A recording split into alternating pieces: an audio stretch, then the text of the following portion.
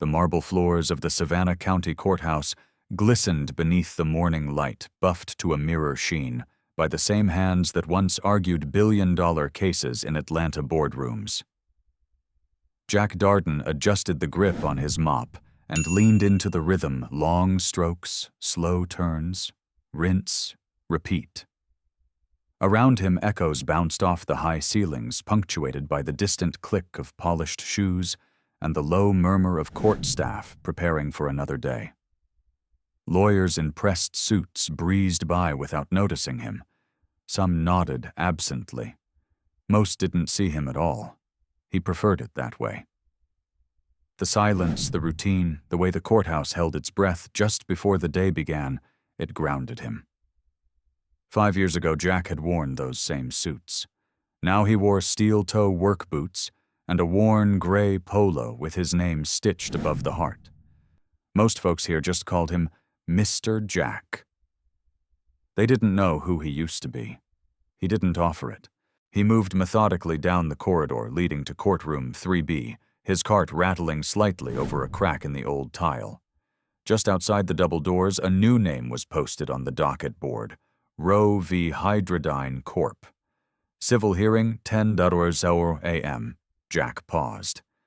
The name rang a bell. Delilah Roe, CEO of Solvita Tech. A billionaire according to the headlines he occasionally skimmed on his phone over lunch. Made her fortune building solar-powered clean water systems for remote and underserved communities. Admired, mysterious, fiercely private. He remembered an article once called her the billionaire who hides in plain sight. He peeked through the glass pane into the courtroom. Empty for now, but it would be full soon. A case like this would draw attention. High stakes, high pressure, the kind of courtroom where he used to thrive. Before everything changed. Behind him, a quiet voice. "You always come in this early." Jack turned. Shirley Ann Perkins, courthouse clerk for 30 years, stood with a stack of file folders pressed to her chest. She wore the same cat-eye glasses and peach cardigan she always did, as though time had politely asked her to stay put. "Habit," Jack said, simply nodding toward the mop. "Floors don't shine themselves." She gave a small smile. "That Roe hearing's gonna be a mess. Corporate lawyers, half of them more interested in billing hours than telling the truth." Jack didn't answer, just wrung out his mop and continued down the hall. But his pace slowed. Something in the air felt different this morning. Heavy. 10 minutes later, courtroom 3B filled fast. Jack slipped in the back, standing against the wall near the exit. He wasn't supposed to be in here once the hearing started, but nobody stopped him. Nobody noticed the janitor. Delilah Roe entered like a ghost, trying to pretend she was a storm. Perfect posture, sleek navy suit, dark hair pulled into a low knot. Not a hair out of place, not a wrinkle on her. She sat alone at the plaintiff's table. Her chair creaked slightly as she adjusted. She didn't look around. Didn't smile. Didn't blink much either. But Jack saw it. The tension behind her eyes. The way her right hand trembled just slightly before she tucked it under the table. Minutes passed. The judge entered. Everyone stood. Sat. A rustle of papers. Jack kept to the corner, invisible. Then it happened. A man in an expensive gray suit burst into the room, briefcase in hand, face flushed. "Your Honor," he said breathlessly. I must withdraw from representing Miss Roe, effective immediately." Gasps. Actual gasps.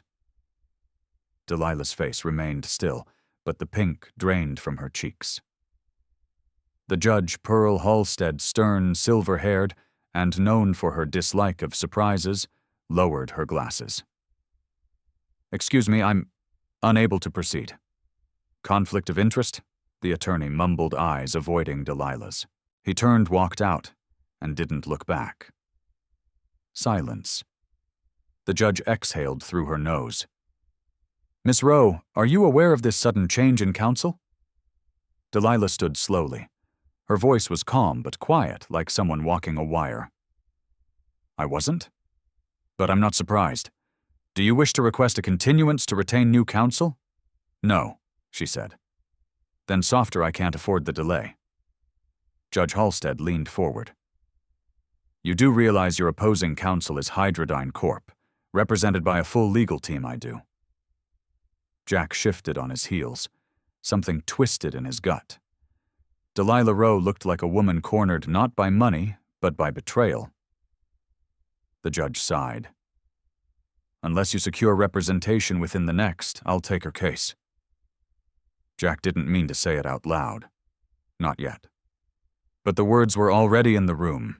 Heads turned. Every eye, Delilah's, the judge's, the reporters, swiveled to the back of the courtroom, to the man in the janitor's uniform standing beside a mop bucket. Judge Halstead's brow furrowed.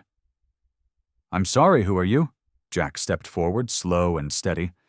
My name's Jack Darden. I'm a licensed attorney in the state of Georgia. Bar number 15-8307. Delilah stared at him completely still. I stepped away 5 years ago, but I kept my license active. A long pause. The judge gestured to her clerk, who tapped on a keyboard. The clerk gave a single nod. Your license checks out, Halstead said, but you're the janitor. Jack nodded. Also a father. Also someone who believes no one should stand alone in a courtroom like this. The judge looked at Delilah. Miss Rowe. Delilah's voice came after a beat. Yes. I accept. Jack swallowed. The judge leaned back, eyebrows raised. Mr. Darden, you now have 1 hour to consult with your client before we reconvene. I strongly suggest you use it well. The gavel hit wood. The room murmured. Delilah stood slowly watching Jack walk toward her. You're not what I expected, she said. Neither are you, Jack replied. They sat at the table shoulder to shoulder. For the first time in 5 years, Jack Darden opened a legal file and knew he was exactly where he needed to be. Not because he missed the law, because he couldn't walk past someone who'd been left behind. If you enjoyed this video, comment 1 to let me know, if not, comment 2. Your thought mattered to me either way. The hallway outside courtroom 3B smelled faintly of lemon polish and old paper. Jack Darden leaned against the wooden bench near the door, flipping through a manila folder filled with legal jargon that might as well have been in a foreign language. 5 years away from law wasn't just rust, it was rot. Procedural codes had changed. Case precedents blurred together like dreams after a bad night's sleep. Across from him, Delilah Rowe sat stiff-backed on the edge of another bench, staring straight ahead at nothing in particular. Not one hair out of place, not one emotion on her face. Jack tried not to glance at her every other second, but he couldn't help it. The air between them was thick. Not hostile, but not warm either, just tense, like two people stranded in an elevator waiting to see who'd speak first.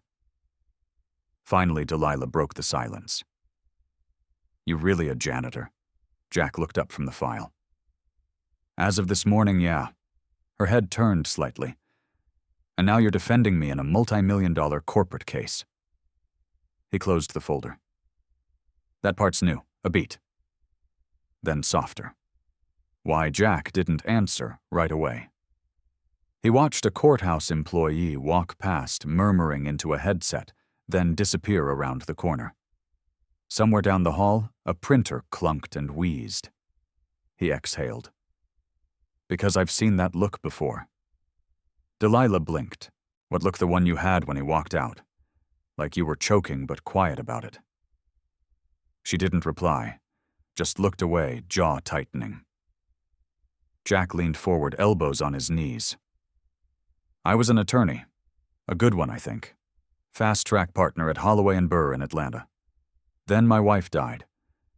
I had a 3-year-old daughter who couldn't sleep without holding my hand. Courtrooms didn't matter anymore.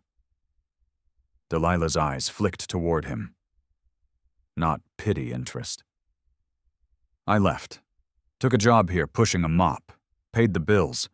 Let me walk my daughter to school and pick her up before dark. I haven't opened a law book in 5 years. He tapped the folder. Until today. She was quiet for a moment. Then she said, "Well, you walked into a fire."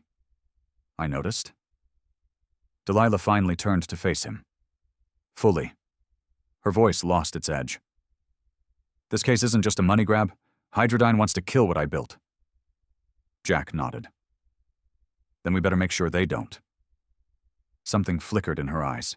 Not relief exactly, but maybe the start of trust, or the memory of it. A courthouse aide called out 10 minutes to reconvene. Delilah stood smoothing her blazer. "You should know this isn't the kind of case you win with a speech." Jack rose too. "I know, but sometimes the truth still helps." She didn't smile, but she didn't argue.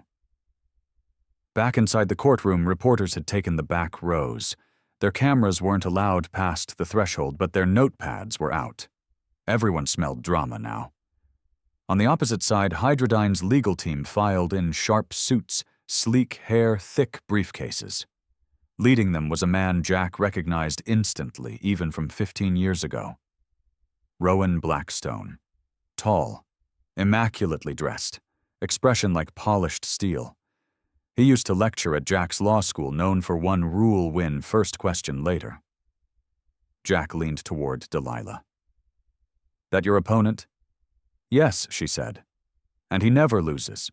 Blackstone caught Jack's eye and offered a flicker of a smile.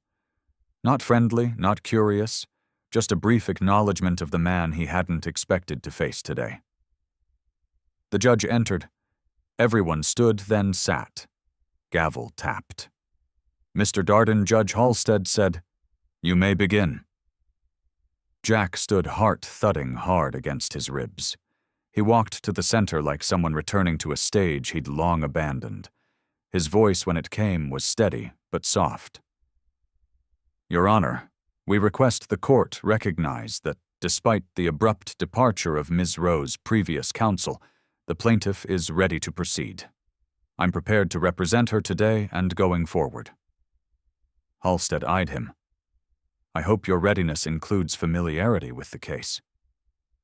Jack nodded. "It will." Blackstone stood next. "Your Honor, I'm happy to delay today's hearing if Mr. Darden would like to familiarize himself before wasting the court's time." Judge Halstead gave him a look that silenced the courtroom. "Nice try, Mr. Blackstone." Blackstone sat. Jack could swear he saw a flicker of irritation. The judge turned to Jack. "Proceed with opening statements." Jack cleared his throat and glanced once at Delilah. She gave the slightest nod. He stepped forward. "Your Honor, the story of this case isn't about theft. It's about purpose. A woman who built something, an idea that became a mission, and a company that's now trying to claim what they could never create themselves." He paused, letting the room settle. "What we'll show is that Solvitatech didn't just develop its purification system independently, it did so years before Hydradyne took interest. And we'll prove that their sudden claim of intellectual property infringement didn't come from truth. It came from corporate panic." Another pause. Jack looked down at his hands, calloused, ink-stained. "We're not here to play legal games. We're here to defend what matters." The judge nodded once. Mr. Blackstone rose like he owned the room. His voice was slick and confident. "Your Honor, we appreciate Mr. Darden's passion. But this case isn't about emotions. It's about facts, patents, timelines, documents." He walked with slow, deliberate steps. "What Hydradyne seeks is not vengeance. It's protection of its proprietary developments. If Miss Rowe's team had not accessed our older research files by means still unclear, this lawsuit wouldn't exist." Jack glanced at Delilah. Her lips were pressed tight, her hands folded in her lap. Blackstone concluded, "We look forward to clarifying the truth." The judge looked between them. "Opening statements are noted. We'll reconvene in 48 hours for evidentiary hearing." Adjourned. Gavel. Court rustled into motion again. Papers shuffled. Reporters whispered. Jack turned to Delilah. "We need everything you have, every file, every email, every sketch on a napkin." She didn't answer. Instead, she just looked at him, really looked at him. "You didn't ask what I'm paying you." Jack's eyebrows lifted. "I figured we'd get to that." "I'm not offering money," she said. "I'm offering the chance to protect something that still matters. If that's not enough, I'll find someone else." Jack held her gaze. "That's more than enough," he said. They stood in silence for a moment. Then she walked ahead, heels clicking against the tile. Jack followed his old court shoes, worn at the edges, quieter, but just as certain. And for the first time in 5 years, he wasn't just walking toward work. He was walking toward a fight that might just save them both. Jack stood at the edge of Delilah Rowe's world. He hadn't been invited in, not really, but here he was anyway, sitting in a glass-walled conference room inside the Solvita Tech satellite office, just a few blocks from the courthouse. Late afternoon sun spilled in across the polished table, reflecting off his old courthouse-issued laptop, the only tool he had left from his law days. Delilah moved quietly around the room, her heels soft against the concrete floors, her presence somehow both commanding and distant. She handed him a slim binder. "Start with these. They're the original design concepts from 2017. I sketched most of them by hand. Camilla digitized everything later." Jack opened the binder. The diagrams were meticulous filtration chambers, solar cells notes in clean, looping handwriting. It all felt less like corporate design and more like someone solving a personal riddle. This wasn't just business. This was something deeper. "How'd you come up with it?" Jack asked, not looking up. Delilah hesitated by the window, arms crossed. "My mother died when I was 14. Contaminated water in our neighborhood, just one outbreak. Just 1 week." Her voice was even, but her eyes weren't. No one took it seriously. No one paid attention because we were poor and it was a low-priority zone. She turned slowly to face him. "I started drawing filters in high school chemistry just to stay sane. That turned into an obsession. Then a company. Then this." Jack nodded, flipping a page. "Hydradyne claims you lifted parts of their 2012 blueprints. Any chance there's crossover? No." The word snapped like dry wood. He looked up. She was staring at him now, unmoving. "Not even a little," he asked, careful not accusing. "My system doesn't use their filtration principles. It doesn't rely on pressure stages or reverse osmosis. It's gravity-fed, solar-purified, community-based. They don't want my tech. They want control." Jack closed the binder gently. "You're asking me to stand up in court and prove all of that, with no inside access to their materials?" Delilah exhaled and sat across from him, her expression tighter than before. "I had access once. We were in early-stage talks about a joint venture. Their team reviewed my prototypes under NDA. Then they pulled out. 2 months later, they filed a patent claim based on prior development. It's theft disguised as protection." Jack leaned back in his chair. "And the lawyer who just bailed on you, what did he know?" Her gaze darkened. "Too much. He had emails, design logs, NDA timestamps, all of it. Gone when he left." A silence stretched between them. "You think he was bought off?" Jack asked softly. Delilah didn't answer at first. Then, barely above a whisper, "I don't know. But I know what it looks like when someone folds under pressure." Jack didn't push further. He recognized the look on her face. Not just frustration, something lonelier than that. Like a person who'd spent too long holding up the ceiling alone. He stood and walked to the whiteboard behind her. Picked up a marker. "Let's lay it out. Timeline first. When you built it, when they saw it, when they filed. We rebuild your whole case from scratch. Every detail, every gap." Delilah watched him quietly, the tension in her shoulders slowly easing. Not gone. but softer. They worked in near silence for the next hour. Jack wrote and erased. Delilah filled in details. Occasionally, Camilla stepped in with printouts or files from old drives, her presence brisk but loyal. The sun dipped lower, and shadows stretched across the conference table. No one looked at the clock. Finally, Jack dropped the marker on the table and rubbed his temple. This isn't a defense, this is a siege. And we're outnumbered. Delilah, seated again with her hands wrapped around a mug of cold coffee, said, "You can still walk away." He looked at her steady. "Is that what you want?" She paused, then shook her head. "No." Jack grabbed his coat. "Then I'll see you tomorrow morning. Court's not going to wait for us to feel ready." He turned toward the door, but her voice stopped him. "Jack." He looked back. Delilah's expression shifted, guarded, but with something else underneath. Not soft, exactly. Just unfinished. "Do you ever regret it? Regret what, walking away? Leaving the suit? The status?" Jack glanced at the marker-stained whiteboard. At the room still half lit with papers and unanswered questions. "I used to think I gave up everything he said quietly. But the older my daughter gets, the more I realize I finally chose the right thing."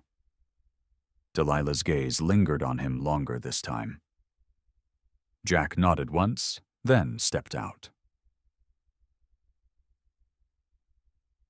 By the time he got home, Maisie was already in pajamas, sitting cross-legged on the living room floor, surrounded by colored pencils and homework sheets.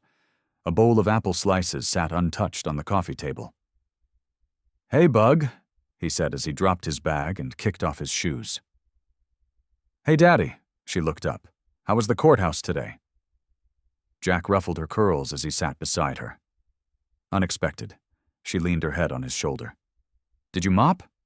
He smiled. "I kind of ended up in court," Maisie pulled back, wide-eyed. Why Jack exhaled slowly, unsure how to explain it in a way a 9-year-old could carry without worry. Someone needed help. Someone important. And I was the only one who didn't walk away. Maisie studied him like she was trying to see past his words. "Did you wear your mop shirt?" He laughed. "I did." She grinned. "Cool." Jack glanced at the drawing on the floor beside her, a woman in a long blazer with a lightning bolt over her heart. "Who's that?" Maisie shrugged. "I don't know. She just looked like someone who needed to win." Jack picked up the drawing, eyes lingering on it longer than he meant to. Maybe they both needed to win.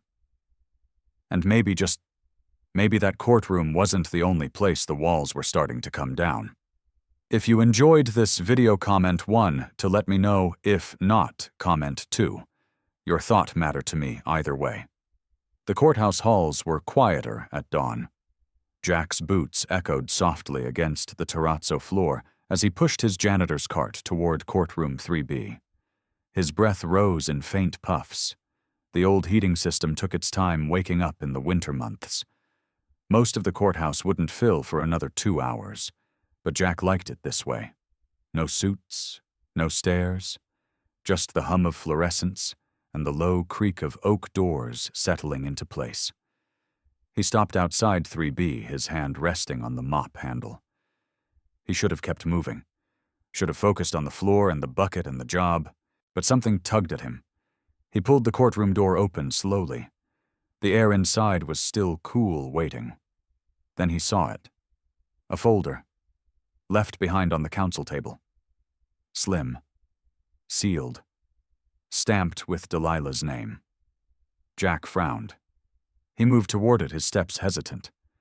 It wasn't like Delilah to leave things behind, especially not now. He picked it up, thumbed through the top sheet, an old deposition summary from her ex-counsel's files. Except this wasn't supposed to exist.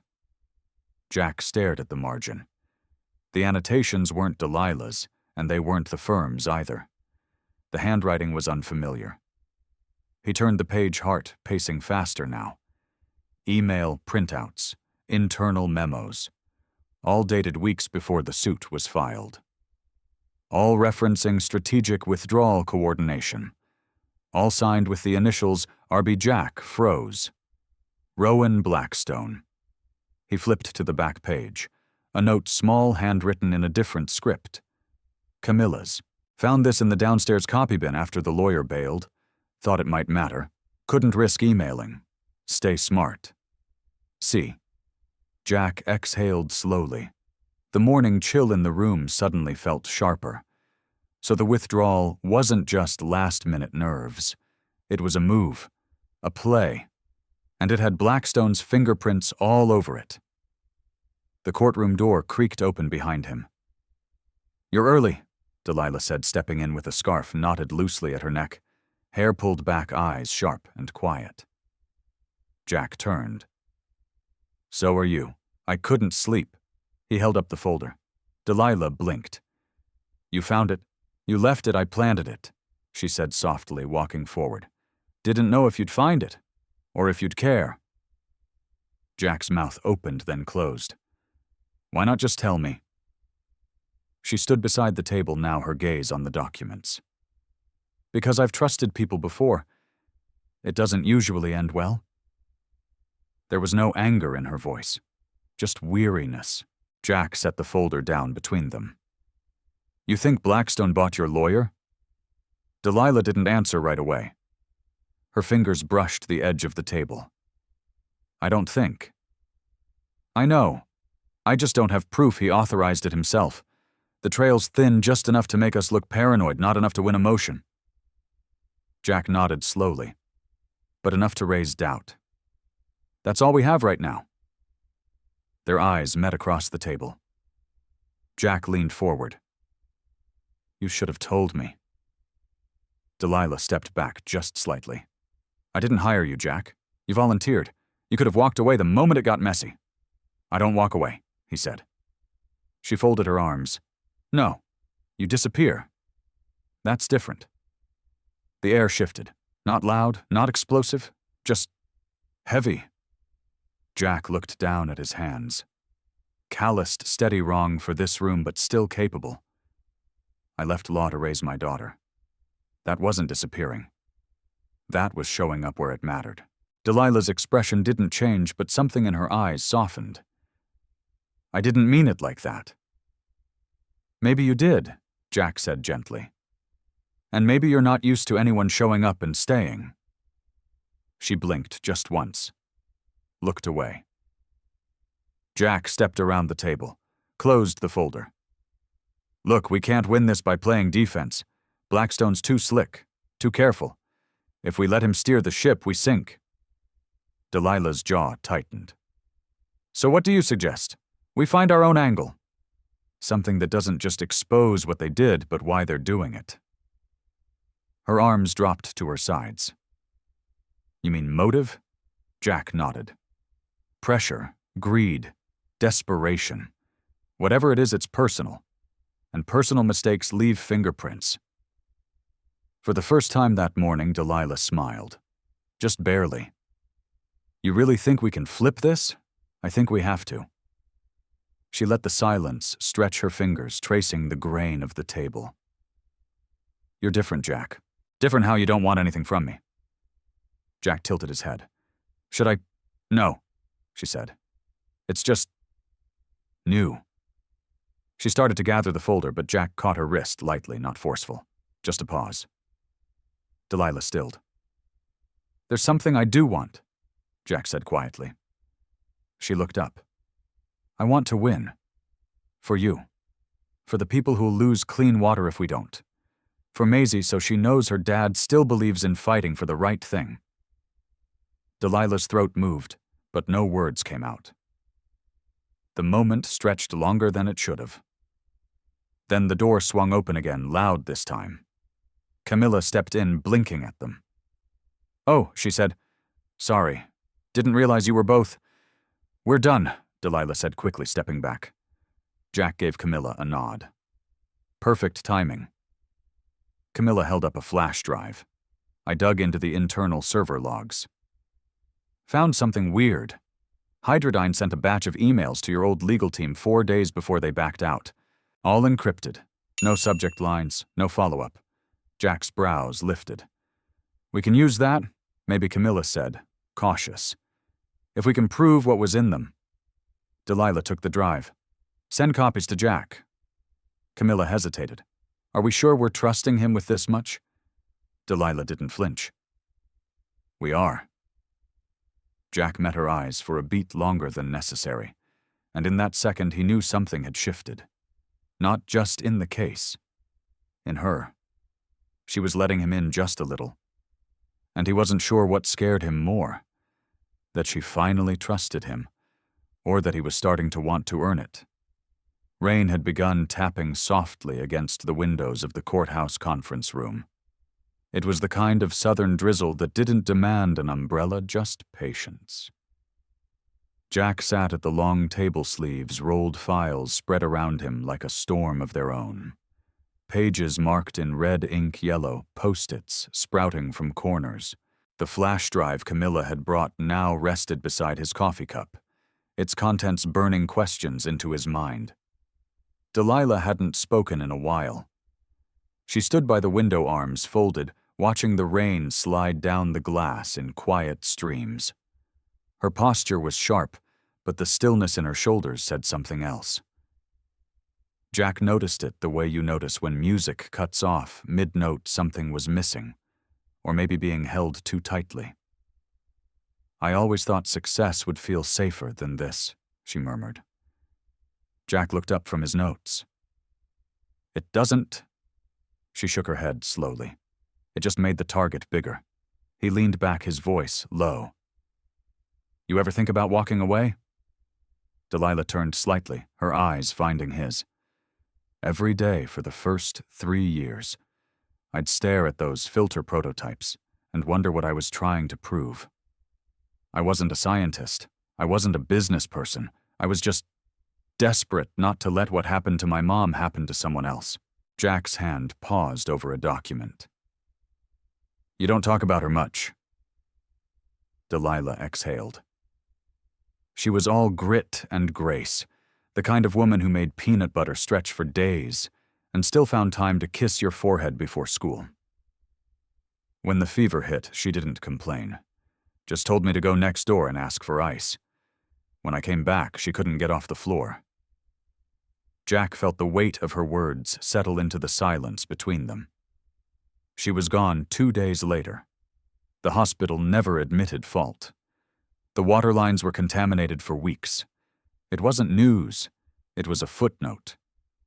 Her voice didn't crack, but it pressed into something soft and raw. Jack closed the file he'd been reading. That's why Solvita matters. Delilah nodded, still facing the window. It's not a company. It's a promise. He stood slowly and stepped beside her. They watched the rain together, not speaking, not moving. Outside, the trees blurred behind glass, and the world felt far away. I've never told anyone that, she said after a while. Jack glanced at her.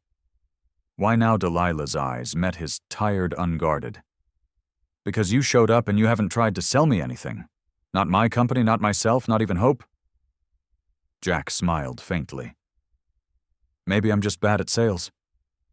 She didn't smile back, but something shifted in her expression. An edge softened. A guard lowered. The door opened behind them gently. Camilla peeked in. Sorry. Jack, I just got off the phone with the clerk's office.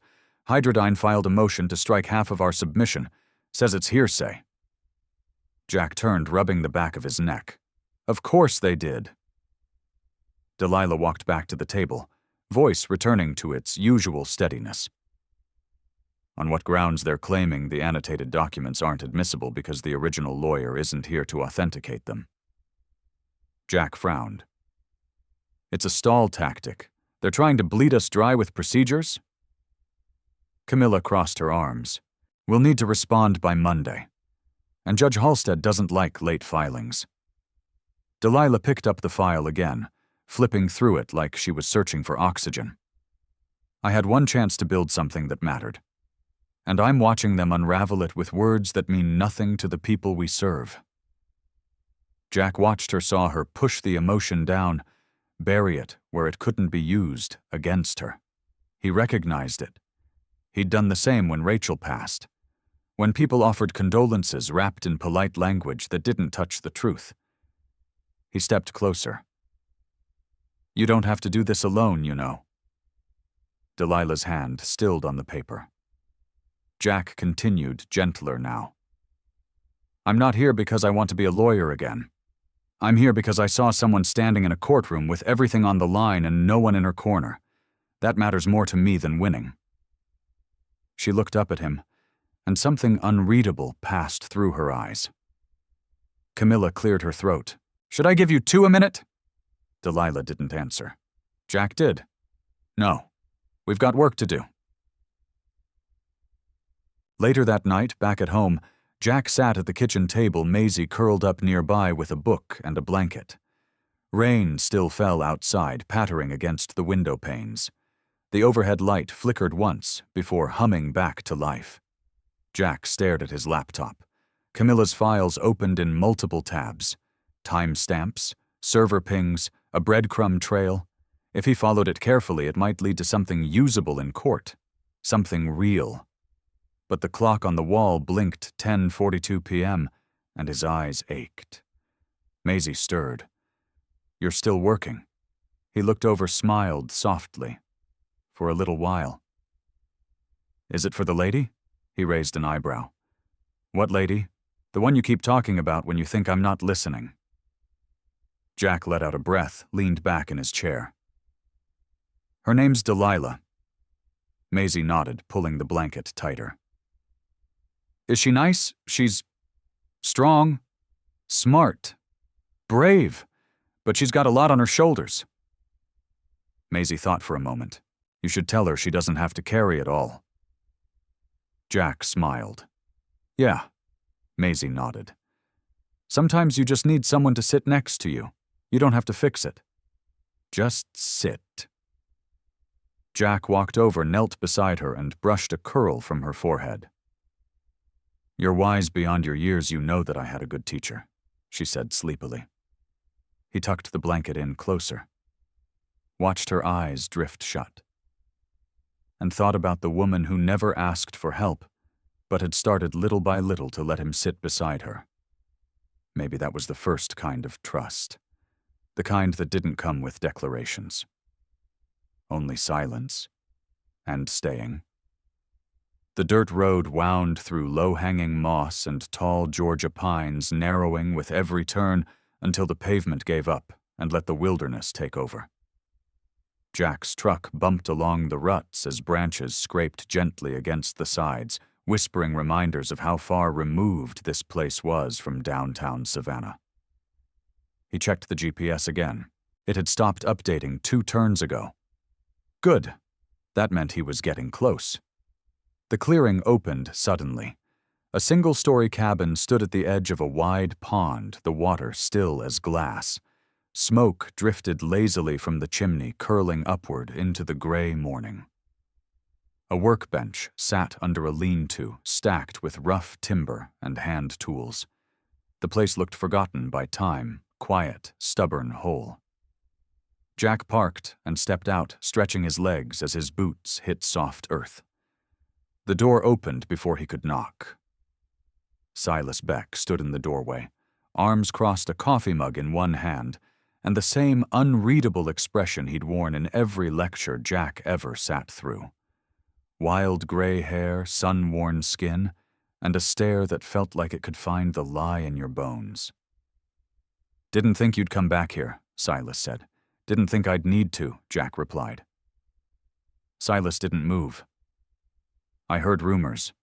You're back in court." Jack nodded. "Not for me." There was a pause. Then Silas stepped aside.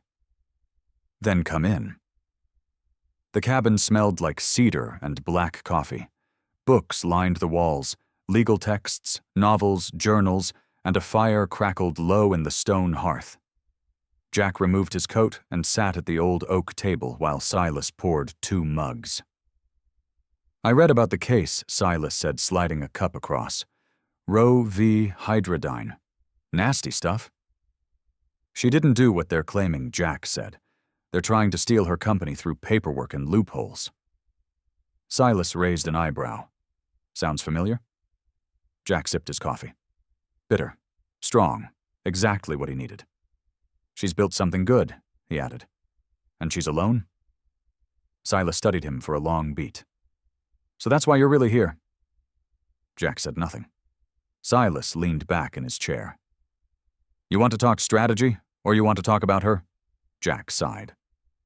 Both. He reached into his bag and pulled out the folder annotated files email logs the flash drive Camilla had dug up. He spread them across the table like puzzle pieces, and Silas began flipping through them, one brow slowly lifting. This is good, Silas muttered. Too good. No way Blackstone doesn't know you've got it. I don't think he does. Not all of it anyway. Silas tapped one page. This email chain. That's your lead. You get metadata pulled on this timestamps IP logs, you might have something. I don't have an expert. Silas stood and crossed the room, pulled a card from a stack by the window. You do now. Friend of mine in Savannah Tech. Forensic specialist. Owes me a favor. Jack took the card. Thanks. Silas hovered near the fire. She means something to you. Jack looked up. Delilah. Yeah. Jack didn't answer right away. She's guarded. Smart. Focused on the mission like it's the only thing keeping her standing. But underneath that, there's something real. Honest. Maybe lonely. Silas nodded slowly, like he'd expected that answer. She doesn't trust Easy, Jack added. No one worth knowing does. Jack stared into the fire, letting the silence settle. I don't know what I'm doing, Silas. I left this world because I was drowning, and now I'm trying to swim back in for someone who didn't ask me to. Silas sat again. She didn't ask, but she didn't stop you either. Jack glanced at him. That means something, Silas said. When someone lets you stay, even when they're used to people leaving. Jack ran a hand down his face. I'm not sure I'm helping. Silas chuckled. You're a man who walked away from power to raise a daughter. Now you're using everything you walked away from to help someone who can't fight alone. If that's not helping, son, I don't know what is. Jack let the words settle. Silas leaned forward. Let me give you something else. He opened a drawer and pulled out a worn, leather-bound book. Case notes from a trial I worked 20 years ago. Hydradyne tried something similar back then. Different name, same playbook. Jack flipped through the first few pages. You kept all this. I don't forget when people lie to win. Jack closed the book and looked Silas in the eye. Neither do I. That evening back in the city, Delilah stood on the rooftop terrace of her office building, wrapped in a deep navy coat, watching the lights of Savannah flicker below. The storm had passed, but the wind lingered, brushing her hair back from her face. She didn't hear Jack approach until he stepped beside her. You look like you're trying to see something that's not there, he said. I was. She didn't turn, but her voice softened. When I started Solvita, I imagined building something clean, something that mattered. Now I look at spreadsheets and lawyers and headlines and wonder if I've already lost. Jack took out the book from Silas and handed it to her. What's this history? A map of the same games they're playing now. She flipped through the pages, then looked up. Where did you get this? An old friend. Delilah held the book in both hands. Her voice dropped. You didn't have to do this. Jack met her gaze. I know. She hesitated. Why are you? He took a breath. Because when I look at you, I don't see a billionaire. I see someone still fighting to keep her promise. And I've been where you are, the edge of burnout, trying to pretend you're not carrying too much. Delilah's eyes flickered. And did anyone help you? He nodded slowly. A little girl with curls and big eyes who asked me every night if I was okay. Until one night, I finally said no. Delilah's throat tightened. Jack stepped back. We've got a shot, Delilah. But only if we fight smarter. She looked down at the book again, the edges rough with age. I'm not used to people staying. I'm not used to someone letting me. The rooftop fell quiet. Below them, the courthouse stood lit against the night waiting. And beside her for the first time in a long time, Delilah didn't feel quite so alone. The courthouse lobby buzzed with the low hum of tension, that morning the kind of buzz you feel more than here. Reporters lingered near the security checkpoint, careful not to overstep, but ready to pounce the second someone recognizable walked in. Jack had grown used to it. The glances, the whispered questions. The janitor-turned lawyer. The underdog with nothing but an old briefcase, and a daughter who still packed his lunch with crayon notes. But today was different. Today was the evidentiary hearing. The first real crack at dismantling Hydradyne's claims in open court. Jack waited on the steps for Delilah, watching the marble floor catch the early sunlight in sharp golden lines. He adjusted his tie, still not used to wearing one again, and scanned the entrance. Then he saw her. Delilah stepped through the doors with Camilla just behind her. She wore a deep gray suit, simple but sharp hair swept back her expression, calm but unreadable. She looked like someone who had spent the entire night putting on armor no one could see. Their eyes met. Jack gave a slight nod. Delilah walked up to him. You ready? Jack smiled. I was born ready, just forgot for a few years. Camilla handed him a USB drive. This has the metadata report from the tech contact Silas recommended. It confirms the emails were sent on the same day as the internal Hydradyne strategy memo. There's no question they were coordinating. Jack tucked the drive into his case.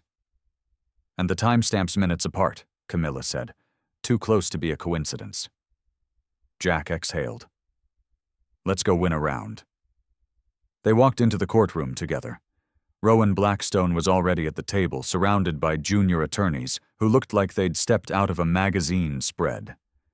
He glanced up as Jack and Delilah approached and offered a smile that didn't quite reach his eyes. Mr. Darden, he said smoothly. You're still here.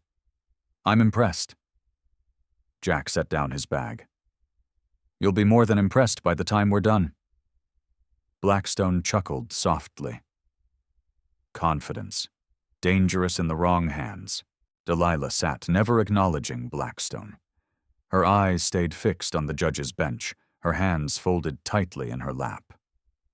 Court came to order. Judge Halstead entered gray-robed and alert. The gavel struck once. We'll begin with evidence submissions. Plaintiff may proceed. Jack stood. Your Honor, we submit a series of documents, including internal memos and email chains from Hydradyne's legal team, along with a digital forensics report confirming metadata that links key communications directly to the strategic withdrawal of Miss Rowe's previous counsel. He handed the evidence binder to the bailiff and returned to his seat. Blackstone stood without missing a beat. Your Honor, we move to exclude these documents on the grounds of questionable chain of custody and lack of admissible testimony authenticating the content. Jack rose again. We have a signed declaration from the IT professional who recovered the emails. He has no connection to either party and is prepared to testify. The judge leaned forward. Mr. Blackstone, these seem relevant. I'll allow them for preliminary review. We'll rule on admissibility following testimony. Blackstone's jaw tightened just a hair. Jack sat back down, letting a quiet breath slip out. Delilah turned her head slightly. That was a good hit. Jack kept his eyes forward. Not a hit. a foundation. The court moved on procedure objections, the usual chessboard of positioning, but Jack could feel the shift. Hydradyne's armor had taken its first dent, and that meant they'd come swinging. After the session adjourned for the day, Jack stepped into the hallway with Delilah and Camilla trailing behind him. "We've got about 48 hours before they file a counter. They'll try to bury us in paperwork." Delilah checked her phone. "Then we get ahead of them." She was about to keep walking when a voice called out from behind. "Delilah." They all turned.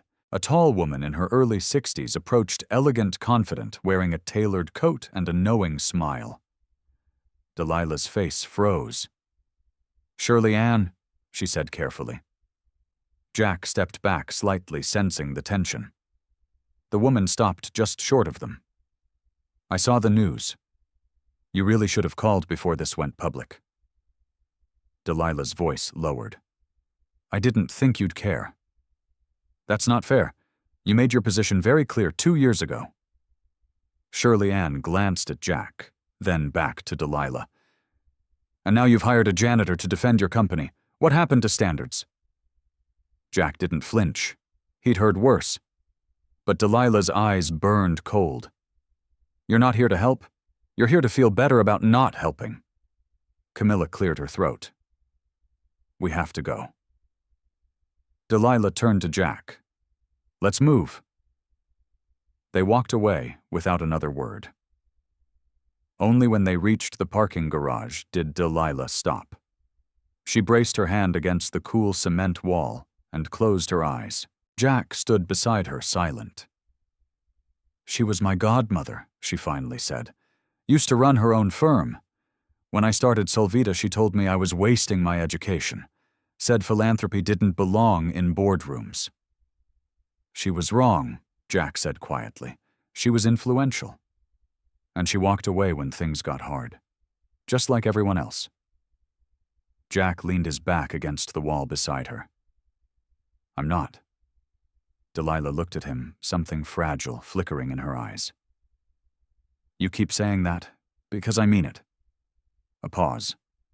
Then her voice softened. "Thank you. For this morning? You held the line." Jack gave a half smile. "You gave me something worth standing in front of." They didn't speak after that. Just stood there side by side in the quiet hum of the garage. Jack didn't reach for her hand, didn't push the moment. But in the stillness, something unspoken moved between them. Not romance, not yet. But something truer. The beginnings of trust. The kind that doesn't ask for attention. It just stays and waits. It was past 9 when Jack got home, and the house smelled like cinnamon oatmeal and crayons. Maisie had built a paper fort in the living room, taped together with construction paper flags, and a "Do Not Enter, Unless Your Dad" sign scrawled across the front. He smiled as he stepped over it carefully and found her fast asleep on the couch, one sock halfway off a book open across her chest. Jack gently lifted the book and placed a blanket over her. His body ached not from labor this time, but from sitting too long in court, from the weight of staying steady when every word mattered. He reached into his coat and pulled out the little crumpled note Maisie had tucked in his lunch that morning. It said in purple marker, "You can do big things even in old shoes." Jack stared at the note, a breath catching in his throat. He folded it, slid it into his wallet next to the photo of Rachel, and turned towards the kitchen. The kettle had barely begun to hiss when his phone buzzed. Delilah. He hesitated, then picked up. "Hey, sorry it's late." He leaned against the counter. "You all right?" A pause. "I think I made a mistake." Jack straightened. "What happened tomorrow's story in the Post?" "Camilla intercepted a draft. It's going to frame the hearing as a circus, accuse me of manipulating public sympathy by hiring you." Jack's jaw tightened. "That's not a mistake you made. That's a narrative they're trying to spin." "But I gave them the opening," she said quietly. "I let them see that I was tired. I let someone in. Jack walked to the window, stared out at the porch light flickering in the breeze.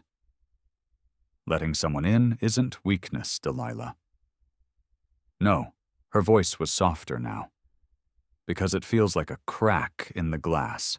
Jack let the silence stretch, then said, "Sometimes cracks let the light through."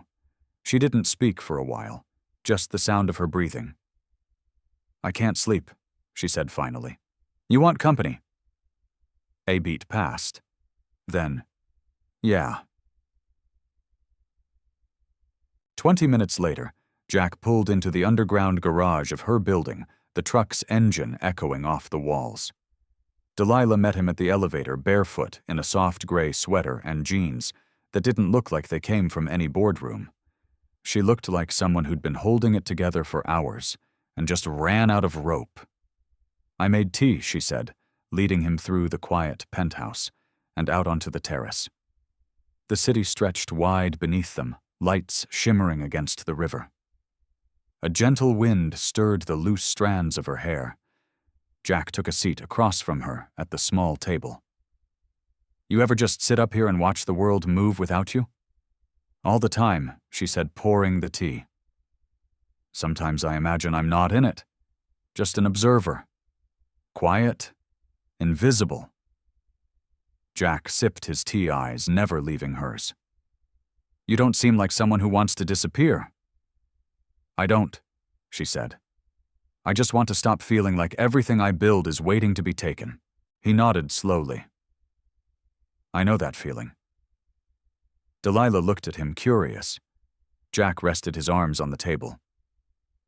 "When Rachel passed, I kept waiting for someone to come help. Friends, co-workers, they showed up for the service, brought casseroles, said the usual.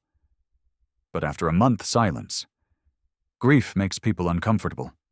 It makes them avoid you, like it might rub off." Delilah's voice was soft. "I'm sorry." He gave a small shrug. Maisie didn't care. She just kept asking questions. "Where does Mommy live now? Do you think she sees me when I sleep?" That's what kept me grounded, her curiosity, her need for answers I didn't have. Delilah's eyes shimmered in the city light. "You could have gone back to law, found another firm. But you didn't." "No," Jack said, "because the work stopped feeling honest. I didn't want to win for people who already had everything." She looked down at her cup. "Do you think that's what I am?" "No," Jack said gently. "I think you're someone who built everything from grief and grit, and now you're trying to protect it from people who never lost a thing." Delilah's eyes lifted to meet his. He held the look. Then softly, "That story in the Post. We'll handle it. Let them underestimate us. They don't know who they're messing with." Delilah leaned back, the tension in her face finally breaking. She let out a quiet, shaky laugh. "You always this good at talking people off ledges?" Jack smiled. "Only the ones who keep pretending they're not standing on one." A breeze picked up cool against their skin. For a long while neither of them spoke. The air between them was fuller, now charged, quiet, waiting. "I didn't expect you," she said eventually. "Tonight, no, at all." Her voice barely carried. "I didn't expect someone like you to walk into my world and not want something in return." Jack looked out over the city. "Maybe I did." She turned slightly, a flicker of surprise in her eyes. Jack continued, voice steady. "I wanted to prove to Maisie that doing the right thing still matters. That standing up for someone doesn't require a paycheck or a title, just choice." Delilah didn't respond right away. Then she said, "When this is over, what happens?" He turned back to her. "What do you want to happen?" She didn't answer, but she didn't look away either. The silence said enough.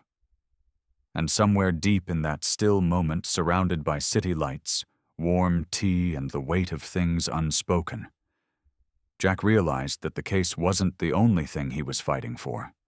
He was fighting for her, for the quiet beneath her strength, for the version of her that no one else saw.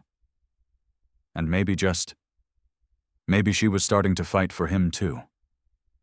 The sunlight filtered in softly through the blinds of Jack's modest kitchen. The scent of scrambled eggs and toast filled the room, and the clinking of forks and ceramic plates sounded like a quiet rhythm, ordinary, comforting.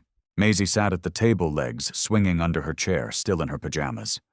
Jack moved around the kitchen, pouring orange juice, trying to pretend today was like any other. It wasn't. The Post had run the story. Camilla had sent a link before sunrise. Janitor turned lawyer savior or PR pawn. The headline blared, accompanied by a photo of Jack outside the courthouse mid-step, looking too surprised to look confident. Maisie looked up from her plate. "Daddy, why are you frowning?" Jack forced a smile. "Just thinking about work." She squinted at him, suspicious. "You only frown like that when someone's being mean." Jack hesitated. "Someone said something not very kind. Yeah." Maisie shrugged and took another bite of eggs. "Well, you're still the good guy." Jack leaned down, kissed the top of her head. "Thanks, Bug." His phone buzzed again. This time it was Delilah. "Delilah. Need to see you.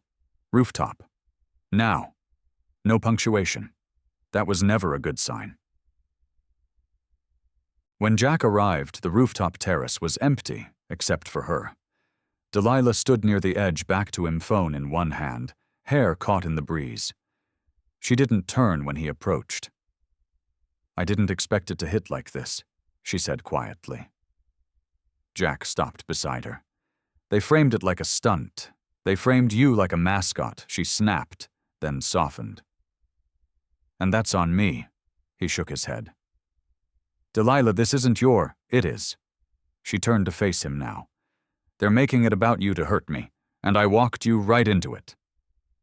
Jack studied her face, strong, proud, but tired in a way that had nothing to do with sleep. "They want you rattled," he said gently. "Because they know you're close to winning, except now every move I make looks calculated, even you." Jack's voice was quiet. "Do you think I care what they think?" Delilah's eyes locked onto his. "Maybe you should." The words stung more than she meant them to. She stepped back. "I didn't mean, it's all right," Jack said, voice steady. "You're scared, I get it." "No, I'm—" She stopped herself, closed her eyes. When she opened them, her voice was lower. "I'm scared that I've let you get too close, that all of this is going to break, and I won't know how to protect you from it." That hung between them. Then Jack spoke. "I didn't step into your world thinking it would be easy. I stepped in because I saw someone standing alone and decided she deserved backup." Delilah swallowed. "You really don't care what they say." He gave a soft laugh. "Let them say it. At least now they're paying attention." She stared at him, unsure whether to smile or cry. "Why does it feel like you've seen right through me since day one?" "Maybe because I stopped pretending people aren't layered." She looked at him for a long time. Then her voice broke just a little. "I don't know how to let someone in without wondering when they'll leave." Jack stepped closer, his words quiet, certain. "Then I'll just have to keep showing up until you believe I won't." Delilah didn't say anything, but something in her eyes shifted. A softening. A trust. A flicker of something dangerously close to hope.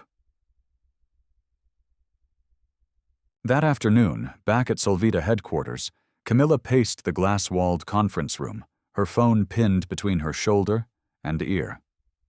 "Yes, I saw the article. No, we're not issuing a statement."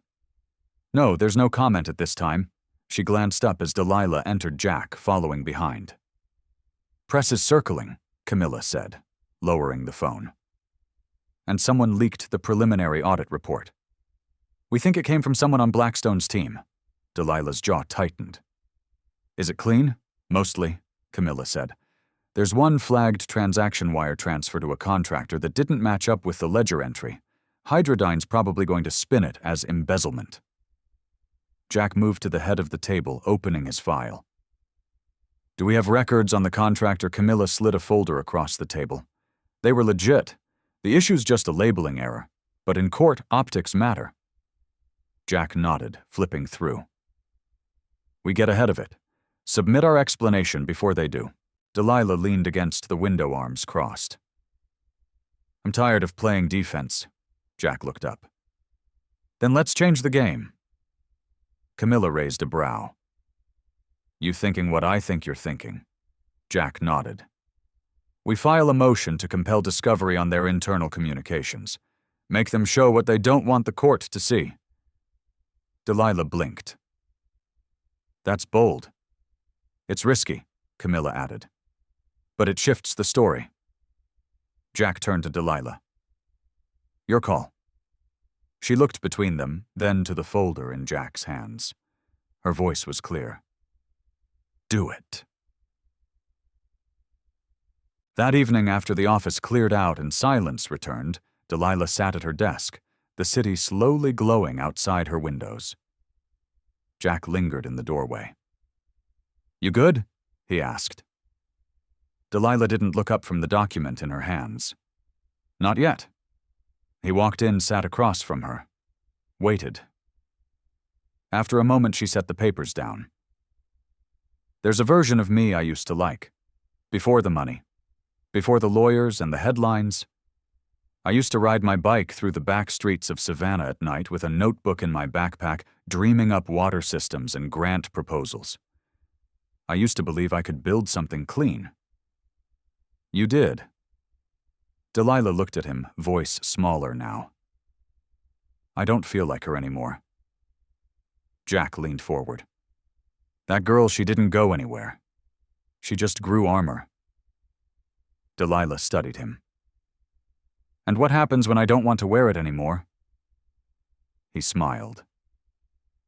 Then maybe it's time someone else stood at the front line for you.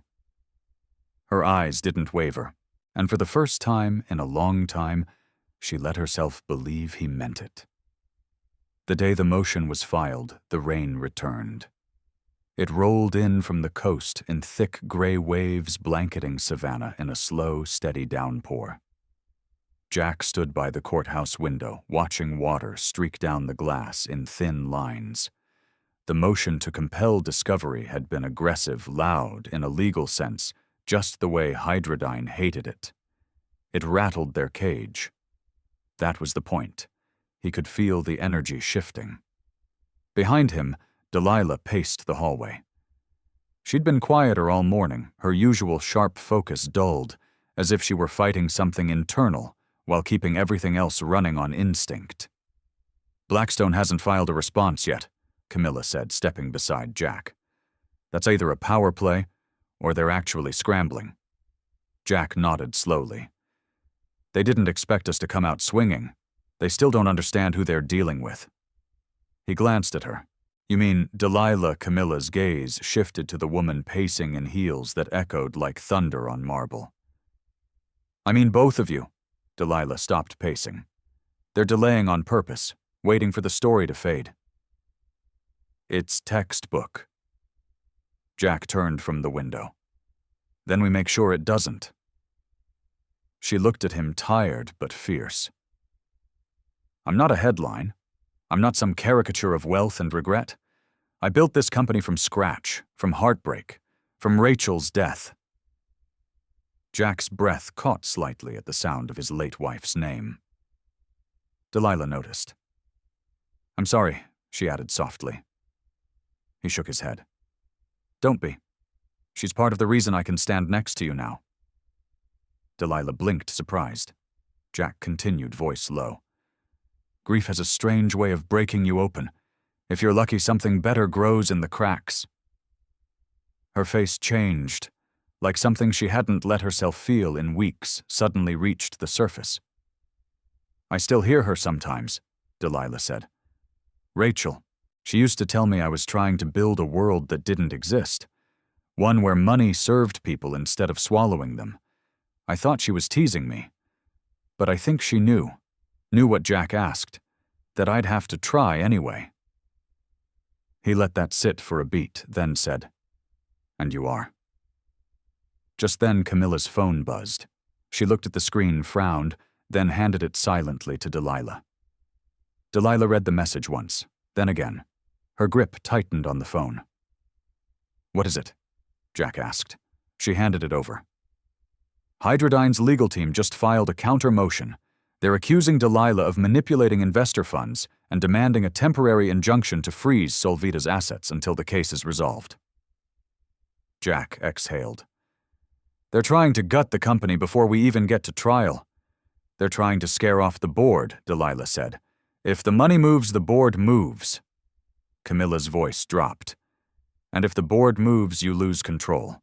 The three of them stood in silence. Then Jack said, "We hold the line. We bring in a financial analyst, show them the transaction was above board, even if it was misfiled. And we call their bluff on the injunction. They're betting you'll fold." Delilah sat slowly in the nearest chair. "What if I'm not enough, you're not?" Jack said. "Not alone, but you're not alone anymore." She looked up at him. "You keep saying that because it's true." Later that night, Jack dropped Maisie off at her friend's sleepover. She waved from the porch, grinning a pink overnight bag slung over her shoulder. "Be good," Jack called. "I always am," she shouted, then added with a whisper. "Shout.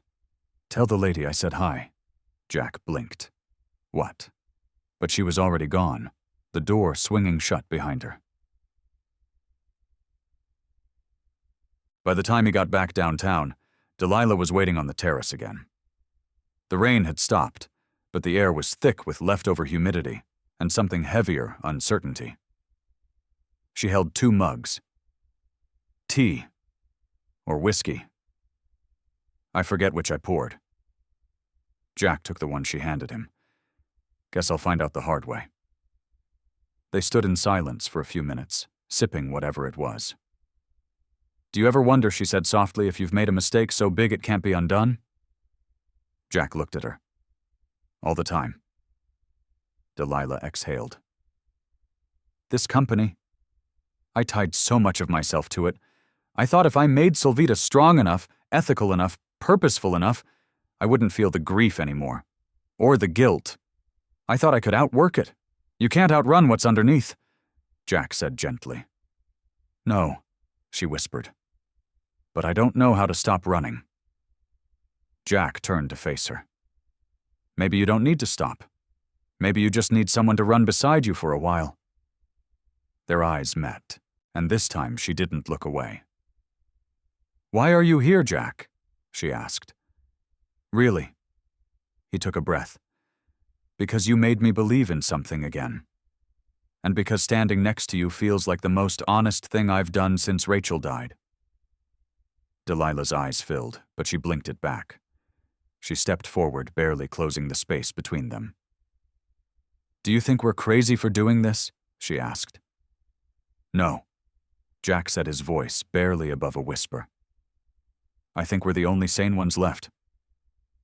And in the quiet hum of the city below, she leaned into his shoulder, not a kiss, not a declaration, just a quiet surrender. A moment that said, "I trust you." And for Jack, that was everything. The boardroom was silent except for the ticking of the antique clock mounted high on the wall. Its slow, deliberate rhythm made everything feel heavier, like time itself was judging them. Delilah sat at the head of the long mahogany table, back straight, hands folded tightly in her lap. Across from her, the board members shifted in their seats. Some avoided eye contact. Others looked almost apologetic. Jack stood behind her not as her attorney right now, but as her anchor. "We've reviewed the filings," said Mr. Claiborne, one of the senior board members with a silver beard, and the kind of voice that always sounded like it was about to say regretfully. "The counter motion from Hydradyne paints a troubling picture." Delilah. "It's false," she said, steady, but not cold. "And temporary asset freezes are a scare tactic, not a judgment." Claiborne glanced down at the printed report in front of him. "Even so, perception is problematic. Investors are rattled. Our name's being dragged through the press. Delilah looked around the room. I built Solvita with my own money, my late partner's money, and a handful of investors who actually believed in what we were doing. You all joined later. I welcomed you. I trusted you. But if you think I'm going to let Hydradyne write the narrative while you all sit in silence, then maybe you never understood this company at all. There was a pause. A murmur. Another board member, younger, leaned in. We're not here to fight you, but we do need a contingency plan. Jack finally spoke. You mean a leadership transition? Claiborne didn't deny it. Delilah's voice dropped. You want me to step down? No, Claiborne said too quickly. We want stability, and if temporarily transferring executive control helps calm the waters, then Delilah stood. If I leave, the mission leaves with me. Then perhaps the mission was never stable enough to begin with, Claiborne said, voice soft but cutting. Jack stepped beside her. I think what you're forgetting is that Delilah Rowe isn't just the face of this company. She's its foundation. You strip her from the top, you don't stabilize anything, you collapse it. The board fell quiet. Delilah took a breath. You have 48 hours to decide. But know this, if you try to push me out, I'll fight it. And not for power, for principle, for the work we started, for the people who believed we could do something different. With that, she turned and walked out. Jack followed. In the hallway outside, her steps slowed. Jack caught up, watching her carefully. You all right? No, she said, eyes forward. But I meant every word. You always do. She stopped at the elevator, shoulders rising and falling with each breath. They want me to choose, the company or my integrity. Jack leaned against the wall beside her. Then maybe it's time we remind them those two things aren't separate. The elevator dinged. Delilah didn't step in. She turned to him instead. There's something I haven't told you. Jack straightened. That flagged transaction, the one they're using in the motion. It was for a private well project in Pineview. Off the books. Jack's brows furrowed. Why off the books? Because it was Rachel's last request, Delilah said softly. She didn't want credit. She didn't want headlines. Just wanted clean water for her grandmother's town. Jack's throat tightened. I routed the funds discreetly, Delilah went on. Didn't even tell the board. It wasn't illegal, but it wasn't standard protocol. If they find out the reason, they'll spin it. Use Rachel's name against me, against you. Jack stared at her. You think that was a mistake, she asked. No, he said after a moment. I think it was one of the few truly right things left in this mess. Delilah looked at him, her eyes glinting. Then we fight. The elevator doors closed without them. That night, Jack sat on his porch, the hum of crickets filling the warm Georgia air. Maisie was asleep inside a nightlight, casting stars on her ceiling. He held a photo of Rachel in one hand and Delilah's voice in his head. There's something I haven't told you. He closed his eyes. It wasn't about legal motions anymore, or reputation, or pride. It was about legacy, about honoring the people they'd lost, not with silence, but with action, with truth. Jack took a deep breath and reached for his phone. Time to make a call, because the real fight wasn't just about saving Delilah's company. It was about protecting something deeper, what she stood for. And Jack wasn't backing down. The morning sun hadn't fully risen when Jack pulled into Pineview. Mist hovered over the fields, low and slow, like the land was still stretching awake. The road was cracked, quiet, the kind that didn't lead anywhere unless you meant to go there. A single wooden sign read, Welcome to Pineview. Est. Height, 1893. It leaned, slightly weathered by years of being ignored. Jack turned down a gravel road that Delilah had written on a scrap of paper, no GPS involved. At the end of it stood a small rusted water pump house, fenced in, plain. It wouldn't catch a single eye unless you knew what it was. A man in a worn denim jacket waited near the gate, hands in his pockets. "You Jack?" he asked. "I am. You must be Mr. Linley." The man nodded, tipping his chin. "Delilah called. Said you might be coming." Jack stepped out of the truck and extended his hand. "She mentioned your family helped with the project." Linley shook it. "That girl didn't just help. She saved us. My mama used to say prayers over a kitchen sink that wouldn't run half the year. When that new well went in, it was like someone remembered we existed." Jack looked at the structure. "She never told anyone. Didn't want her name on it," Linley said. "Didn't even want a plaque, just said it was for Rachel, the only woman she ever cried over." Jack's throat tightened. "She told me Rachel was her compass." Linley continued, "Said when she passed, she lost her north. But this," he gestured to the pump, "this helped her find some kind of direction again." Jack stared at the well. "Hydradyne's trying to spin this like embezzlement. They're using it against her." Linley spat gently in the dirt. "Of course they are. People like that can't see something pure without trying to tear it apart." Jack nodded, jaw tight. "I've got receipts, photos, labor logs," Linley added. "Everything she didn't bother collecting, 'cause she trusted me to keep quiet. But if it helps her now, I'll talk." Jack looked at him, something solid forming behind his eyes.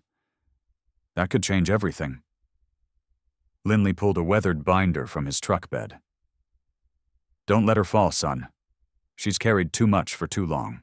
Jack took the binder with both hands, like it was more than paper, like it was proof that decency still had weight in the world. Back in Savannah, Delilah sat alone in her office watching the rain start again. It always rained when her thoughts got too heavy. Camilla had left hours ago. The board hadn't made a final decision yet, but the silence from them was louder than any verdict. Delilah didn't need their answer. She already knew. Her phone buzzed. "Jack," she answered on the first ring. "Please tell me you're not calling from jail." "No jail," Jack said, voice warm with something else. "But I do have something for you." He didn't wait. Just launched in. He told her everything: Pineview, the well, Linley, the binder. Every word was steadier than the last, as if the road back to her wasn't winding anymore. When he finished, Delilah sat in stunned silence. "Delilah?" he asked. "I forgot," she whispered. "Forgot what?" "That sometimes people show up." Jack's voice dropped. "I'm not just showing up, I'm standing with you." A breath caught in her chest, then slowly let go. "Come by, please, Sunbreeze." When Jack stepped into her office, Delilah was waiting by the window, barefoot sleeves, rolled up eyes raw from too many days of carrying the world. He set the binder down in front of her, without a word. She opened it slowly, her fingers trembling. Page after page, work orders, receipts, handwritten notes from Linley's crew. One note simply read, "Water's running." "Thank you, R." Delilah stared at it. Jack said nothing. He didn't need to. "I thought I buried this," she murmured. "Because if I held on to one good thing, I was afraid I'd break." Jack stepped closer. "But this is the thing that proves you didn't." Her hand grazed the note like it was sacred. And then, without warning, she stepped forward and wrapped her arms around him. It wasn't romantic. It wasn't planned. It was survival. The kind of hug that says, "Don't let go just yet. I need to know someone's still here." Jack held her just as tight. In the hush of that office, with the city sighing just outside, a new truth settled quietly between them. She wasn't fighting this alone anymore. And maybe the storm was beginning to pass. The binder sat between them like a quiet victory. Delilah hadn't moved from the edge of the couch in her office, her fingertips still brushing the corner of the page that bore Rachel's name. She wasn't crying, but Jack could see it all over her face, what it meant to be remembered, to be understood, to have the truth show up when she needed it most.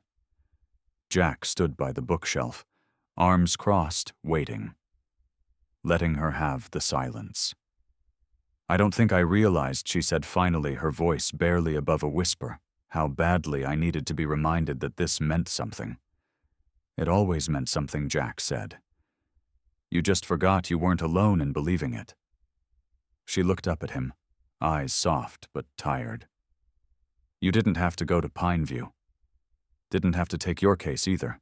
A half smile pulled at the corner of her mouth. "And yet here you are." Jack walked over and sat across from her. "You've been carrying this company like a secret you had to protect, but a secret that good it deserves to be told." She nodded slowly, then leaned back. "The board meets tomorrow. I know, they'll still try to push me out, even with this. Maybe. But now we've got leverage. The binder proves intent. We attach it to our rebuttal to the injunction and file it publicly. Let the world see the truth before Hydradyne spins their version." Delilah looked at him, something flickering behind her eyes. "You talk like a lawyer." Jack raised a brow. Was that a compliment, maybe? They both chuckled, the sound soft but real. Then she went quiet again. "There's something I've been thinking about," she said after a beat. "If I lose Solvita, I need to know it wasn't all for nothing." Jack leaned forward, elbows on his knees. "You won't lose it. But if I do?" She continued, her voice steady now. "Then I want to use whatever's left to build again. Small, quiet, maybe just one town at a time." He smiled. "That sounds like something Rachel would have done." Delilah looked down, her voice gentling. "Funny thing is, I never really let anyone see that part of me, the part that wanted something simple." "You're showing it now," Jack said. "And it's the strongest part of you." Their eyes met again. And this time there was something else between them, unspoken, but not unnoticed. Delilah exhaled. "You ever think about what comes after the case?" She nodded. "All the time," he said. She swallowed. "And what do you see?" Jack didn't answer right away. He glanced out the window where the city lights shimmered faintly in the dusk. "I see quiet mornings," he said finally. "A house that doesn't feel like it's waiting for someone who won't come back. I see my daughter laughing more. I see—" He hesitated. Delilah leaned in. "Go on." "I see someone who looks at me and doesn't see what I've lost, just sees me." Delilah's lips parted slightly, like she wanted to respond, but didn't know how. He stood slowly. "I should go. You've got a big day tomorrow." She nodded but didn't move. Jack walked to the door, then paused. Turned back. "You reminded me that what I built had a soul I had forgotten," she said softly, almost to herself. Jack's hand rested on the doorknob. His heart stilled. "You didn't forget," he said. "You just needed someone to remind you it was still there." And then he left. The next morning the office felt different. The usual corporate hum was sharper. Doors clicked shut quicker. People avoided eye contact like something heavy was in the air. Camilla found Delilah in the hallway just before the board convened. "They've seen the binder," she said. "Hydradyne's scrambling. The investor forum is blowing up with questions about the well." Delilah kept her voice even. "Do we have media backup? I sent the documents to Savannah Weekly. They'll run a feature this Sunday." And the board, Camilla hesitated, still undecided. "But they know they're being watched now." Delilah nodded, drawing in a deep, grounding breath. "Let's go." As she turned, Jack fell into step beside her. No words exchanged. Just presence. The kind that said, "Whatever happens, I'm here." They walked into the boardroom not as a billionaire and her janitor-turned-lawyer, but as two people who had decided they would not let truth be buried, not by pressure, not by fear, and definitely not by power. Today wouldn't be the end. Today was just the next line in a story that still had more to say. The boardroom felt colder today. Maybe it was the air conditioning turned too high, or maybe it was the weight of what was about to happen. Delilah walked in with quiet confidence, a calm that wasn't performative, just practiced. She wore no jewelry, no flashy designer label, just a navy blue blouse, simple gold studs, and her truth. Jack followed behind, not in a suit, not trying to look like he belonged. He did belong. He had earned that just by standing beside her when no one else had. Each board member was seated already.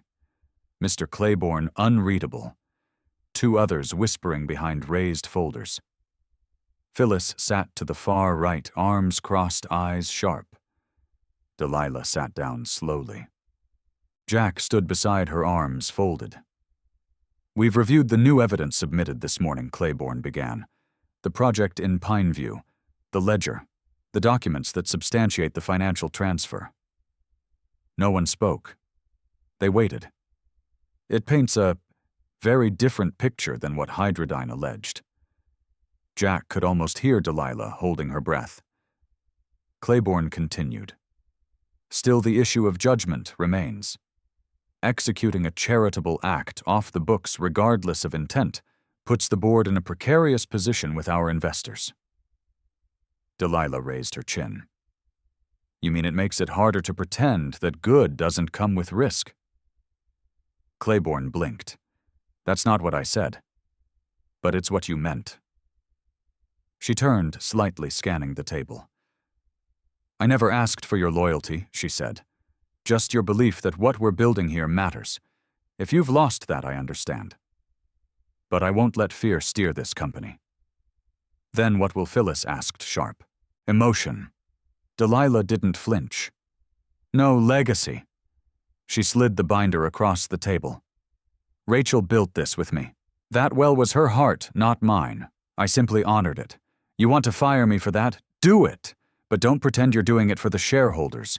You'd be doing it for comfort, for convenience." The room fell into an uneasy stillness. Then Claiborne leaned back. "A vote has been called." He looked around the room one by one. Motion to retain Delilah Rowe as CEO of Solvita, with board-mandated oversight for all discretionary expenditures moving forward. Hands began to raise. Jack watched, one by one, until only Phyllis remained. She stared at Delilah for a long beat. Then, with an almost imperceptible sigh, lifted her hand. Claiborne nodded. Motion carries. Delilah closed her eyes for a second. Relief didn't hit all at once. It washed over her in layers like the sea finally calming after a storm. Outside the building, the air was thick with sun and early spring scent. Delilah stepped into it like she hadn't tasted clean air in weeks. Jack followed close behind. "They're going to monitor everything now," she said quietly. "Let them," Jack replied. "You've got nothing to hide." She looked up at him. "You did it," he shook his head. "We did it." Delilah looked away for a moment, collecting herself. "Then I thought I'd feel triumphant. But I just feel still. That's what real peace feels like," Jack said. "Not loud, not shiny, just quiet." They walked together toward her car. Jack stopped before they reached it. "There's something I've been meaning to ask," he said. Delilah paused, eyes narrowing slightly with curiosity. "After all this, what's next for you?" She smiled a bit, sad, a bit soft. "Maybe I finally build what I meant to build from the start. Small communities, direct impact, let the board handle the scaling. I'll go where I'm needed." Jack nodded. "And you?" she asked. "I don't know," he said honestly. But I know I want to keep showing up where it matters." Their eyes met again longer this time, softer. "I can't promise this gets easier," she said. "I'm not here because it's easy," he replied. "I'm here because you reminded me who I was supposed to be." Delilah stepped closer. "Rachel saw that in you," she said. "So do I." He swallowed hard, voice catching. "I think she would have liked you. I think she already does." They stood in silence, not needing to say the rest. Some bonds weren't built on declarations. They were built on quiet choices again and again, and both of them had chosen each other even without saying it out loud. The day wasn't over, but something had shifted. Something true had been saved, and something new had begun.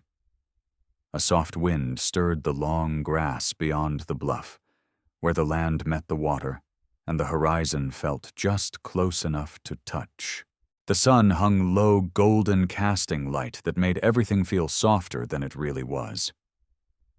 Delilah stood at the edge of the clearing, arms folded, gaze fixed on the structure in front of her. A simple wood-framed shelter roofed with tin painted white. Nothing extravagant, just solid, clean. It would be a rest stop, a cooling station, and the heart of the water project they were building here in Willow Trace, a town barely mentioned on maps, but remembered by the people who grew up there. Jack approached from behind Maisie, walking beside him, her hand wrapped around his. "She's been staring at that roof for 10 minutes, Maisie whispered, squinting up at Delilah. "She does that," Jack said, smiling. "She stares at things like she's already building the next one in her mind." Maisie nodded, thoughtful. "You think she ever rests?" Jack glanced at Delilah. "I think she rests when the work feels like love." He let go of Maisie's hand, gently walking toward Delilah. "You made them proud," he said softly. Delilah didn't turn. "Sometimes I wonder if they'd still recognize me." Jack stepped beside her. "I think they'd be surprised by how much of them is still in you." She finally looked at him, her expression unguarded. "Rachel would have loved this place," she said. "It's quiet, it listens, and it gives something back. Just like you." Delilah laughed under her breath. "You're getting good at saying things that sound like they matter. I've been learning from you." They stood in silence for a moment as the workers packed up the last of their tools for the day. Camilla was down by the small well house, coordinating with a contractor. Phyllis was leaning on her car, sipping from a styrofoam cup and pretending not to watch the two of them. Maisie was sitting cross-legged in the shade, sketching something in a little spiral notebook. The world had not changed overnight, but something inside of Delilah had. And maybe that was the point. "I got a call this morning," she said, still looking at the structure. "The board wants me to come back full-time. They want to expand Solvita's reach using the Pineview model. Direct, small-scale, high-impact." Jack raised an eyebrow. "That what you want?" She turned to him. "I want to stop chasing scale like it's proof of value. I want to build things I can see. I want to know the names of the people I'm helping. And I want to leave space for things that don't have spreadsheets. Like Joy," Jack said. "Like Joy." He studied her face, quieter now. "And what about us?" he asked. Delilah hesitated. "Jack, I don't know what this is. I don't know what it's supposed to be." "Neither do I," he admitted. "But I know it's honest." She nodded. "And patient." "And kind," Jack added. Maisie called out from the tree line. "Dad, there's a turtle." "Come see." Jack turned his head. "1 second, sweetheart." He looked back at Delilah. "We're not rushing this. Whatever we're building, it's brick by brick, like everything else we've done." Delilah smiled. "That sounds right." They walked together toward Maisie, the sun dipping lower behind them. When they reached her, she held up her sketch pad.